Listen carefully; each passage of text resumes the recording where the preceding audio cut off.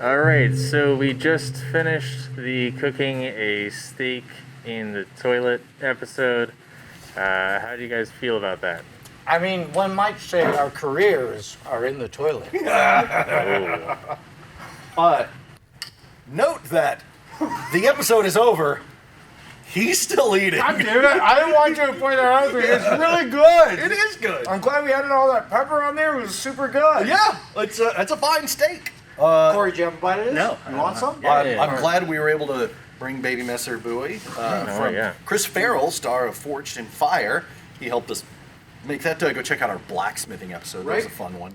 It's probably the longest gap in between shooting the beginning and the end. Oh, that's right. It was like months. It was a whole season. Yeah, because it was really hot the first time we went out there, and then the second time it was really cold. Actually, the longest one was safe cracking with thermite. Oh yeah. People need to know the whole story. We shot an entire episode. But this one was like second longest gap. Do we need like some gravy or something? Isn't this like shit on a shingle or something? It's pretty close to it. Oh man, that pepper, pretty good. it's nice and peppery. It's good stuff.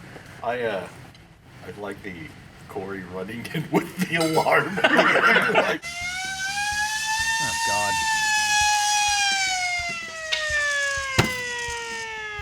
No! Congratulations! You have passed the test. God damn it, wizard! I whispered in Brandt's ear like, "Hey, I'm gonna run in from the side," so you know. That's great. That's great. Yeah, so Cory, this new character in this episode. The hairy wizard. Harry wizard! Pretty good. Oh man! With the trench coat and the tennis shoes, I'm like, you're going for kind of a Highlander thing. It's still. Too bad I can't keep the hat on. Every time I come in, it like flies off and I can't feel it. I'm wearing my other hat. Yeah, well, Just need more hats. you said you weren't much of an actor, and yet still better than Christopher Lambert in Highlander. Maybe so. We just need to get you a big stick, and you can be Harry Dresden. Right? But yeah, we should talk about, we had some production difficulties on this one a little bit. Yeah, that's one of those things where it's like we never enjoy them when they're happening, but there does seem to be a strong correlation between production difficulties and good episodes. So it's like always on the end of it. It's like, well, if nothing else, we were sincere. Yeah, so the issues we had was the first time I made this, I just did it with one spacer. You can see there's 2 rubber washers in there right now, spaced. And so one was too close, so it was shorting out our power strip. And then also, the first time around we put too much salt in the water, and it was shorting it out. Yeah, blew out the big fuse panel and also 2 power strips. Yeah, we destroyed 2 power strips, right? Yeah. I'm just glad it wasn't the fuse box. Yeah. Oh yeah. Yeah. No, So- I think having that breakwater in between the two was good. Yeah, for sure. Anyway, in the end, once we dumped out the water, got some fresh water in there and just put just a little bit of salt, then that seemed to work pretty good. That And then, heating element worked so much faster yeah. than the previous one. yeah. It actually looks pretty cool too. But yeah, it definitely felt like there was a point in the middle there where it seemed like this episode might not work today. Well, and it's tough too because it's like, right now it happens to be later in the day, and there's that brief wave where it's like, ooh, do we all have it in us? Or are we gonna buckle down and make it through? I'm feeling particularly lethargic today for some reason, so I'm glad that was a dangerous one. Most of you don't know this. I think it's time to tell them, though. Cory used to be a professional magician in his own right.